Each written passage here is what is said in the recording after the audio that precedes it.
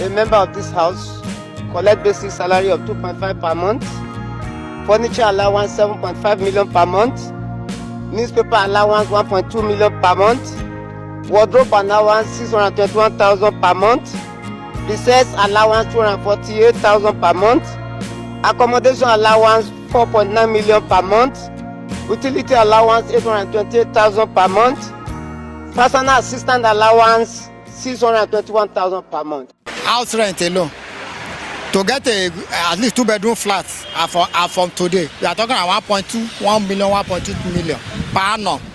Okay, a worker that earning 30,000 naira per month, how can he meet up with that huge amount? It's not possible. When they call self-contained, a mini flat of 500, 600, how can 30,000, someone that earning 30,000 per month, how can he meet up? He cannot meet up. Nigerian workers are the least paid in the whole world.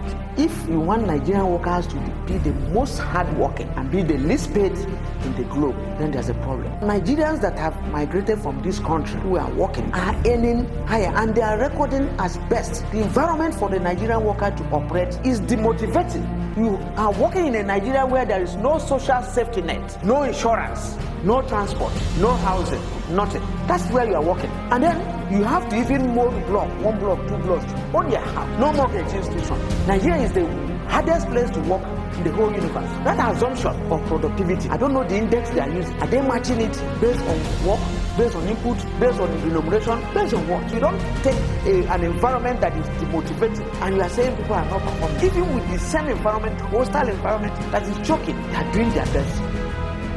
If greed is limited, it's caught, the workers will end there. For me, 30,000 is not, I don't even like the word minimum wage. I'm more comfortable with the word right wage. Okay, when you pay a guy 30,000, have you taken into consideration his transportation costs? Have you taken into consideration his medical expenses? Have you taken into consideration his children's education? Okay, all that should come into play. So against the minimum wage, I would rather, be looking at right wage. Okay, right wage taking all these, things into consideration, access to health, affordability of, your public institutions and all that. And I do not think that, I guess what I know. In order to enable all of us to enjoy our holidays, a token has been sent to our various accounts by the clerk of the National Assembly.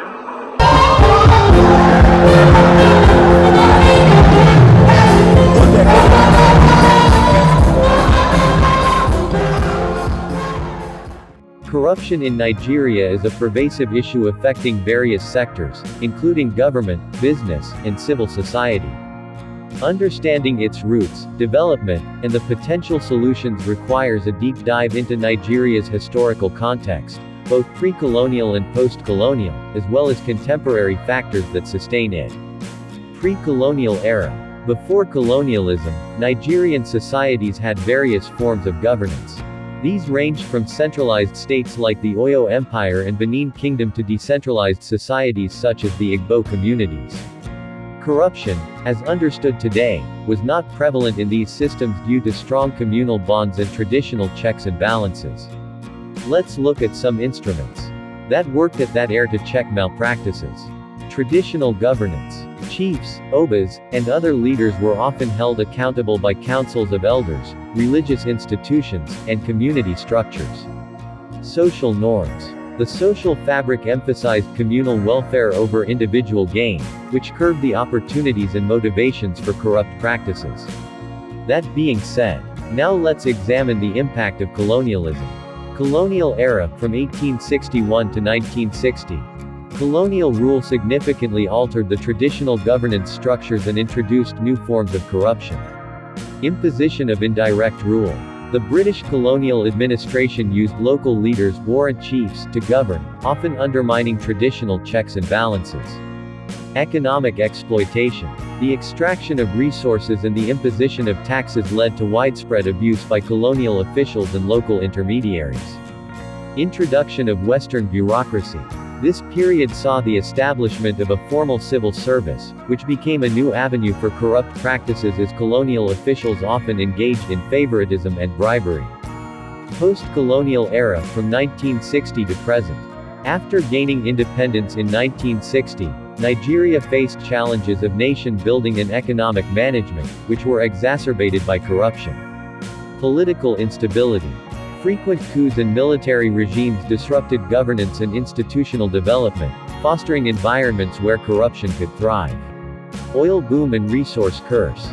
The discovery of oil in the 1950s led to an economic boom. However, it also created opportunities for massive corruption as political elites sought to control and exploit oil revenues. Weak institutions. Successive governments failed to build strong institutions capable of enforcing accountability. This weakness allowed corruption to become entrenched. Ethnic and regional divisions. Politicians often exploited ethnic and regional loyalties, using public resources to gain support, leading to patronage and clientelism. Mechanisms of corruption. 1. Bribery. Public officials demand or accept bribes to perform or not perform their duties. 2. Embezzlement. Misappropriation of public funds by government officials. 3. Nepotism and cronyism. Favoring relatives and friends in appointments and resource allocation. 4. Election rigging. Manipulating electoral processes to maintain power. Impact of corruption. Economic impact. Loss of public funds, reduced foreign investment, and stunted economic growth. Social impact. Erosion of trust in public institutions, increased poverty and inequality, and weakened social cohesion. Political impact. Instability, poor governance, and reduced effectiveness of state institutions. Anti-corruption efforts. Over the years, various measures have been attempted to curb corruption in Nigeria, with varying degrees of success. 1. Establishment of anti-corruption agencies. Economic and Financial Crimes Commission (EFCC). Established in 2003 to investigate and prosecute financial crimes. Independent Corrupt Practices Commission (ICPC). Created in 2000 to tackle corruption in public offices. 2. Legal framework.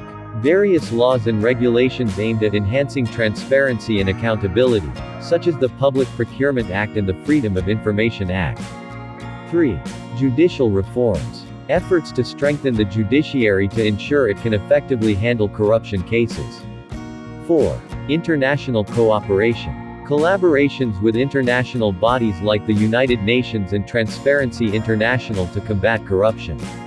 5. Civil society and media. The role of NGOs and the media in exposing corruption and advocating for reforms. Strategies to combat corruption. 1. Strengthening institutions. Building robust institutions with the capacity and independence to enforce anti-corruption measures. 2. Enhancing transparency. Implementing transparent processes in government procurement, budgeting, and resource allocation. 3. Promoting accountability. Ensuring public officials are held accountable through effective oversight and punitive measures for corrupt practices. 4. Civic education. Educating citizens on their rights and the importance of transparency and accountability in governance. 5. Political will. Strong commitment from the highest levels of government to fight corruption and implement necessary reforms.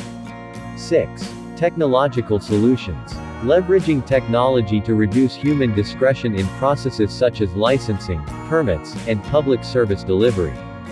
In conclusion, corruption in Nigeria is a complex issue rooted in historical, socio-economic, and political factors.